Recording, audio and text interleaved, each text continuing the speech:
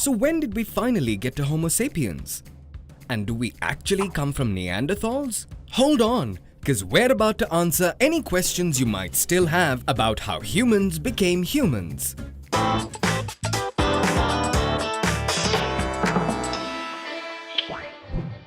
Alright, let's get back to the story of human evolution. If you haven't seen our first couple of videos on human evolution, you should go and check them out now. Okay, so here's a summary of everything that's happened up to now. Now, one reason the hominina ended up being so successful had a lot to do with their diet. Apparently, they weren't as picky about what they ate anymore and were now dining on a wide range of different things, including meat and even carrion.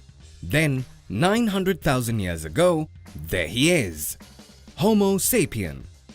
But at this point in the story, we're still talking about an early version of modern man. You sometimes hear the phrase archaic humans. One of these early humans, Homo heidelbergensis, appeared in Europe, and other species in genus Homo appeared in Asia and Africa.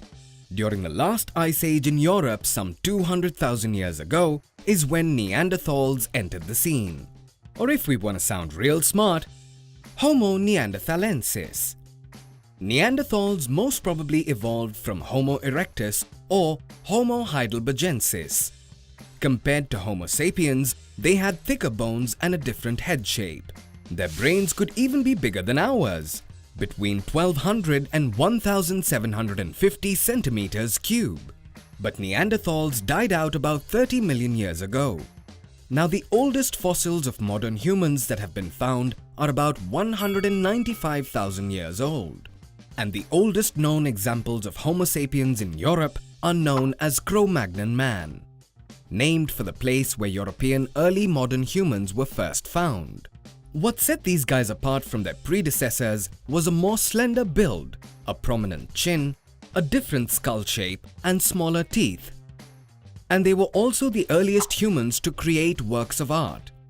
Now, how exactly Homo sapiens came about is still disputed. We do know that he didn't show up until after the Neanderthals did, though.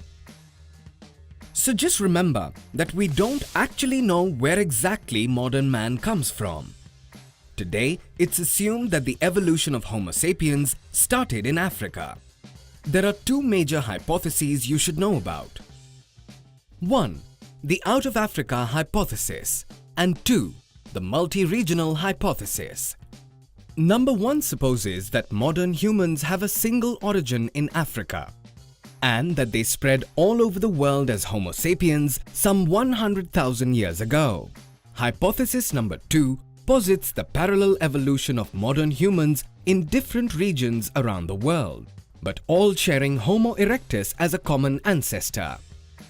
Current research seems to support the out of Africa hypothesis, though. This includes research into mitochondrial DNA, which points to the existence of a mitochondrial Eve somewhere in Africa, a single female ancestor of every person on Earth. Okay, so at long last, here's the complete chart. Let's just stop for a moment and take it all in.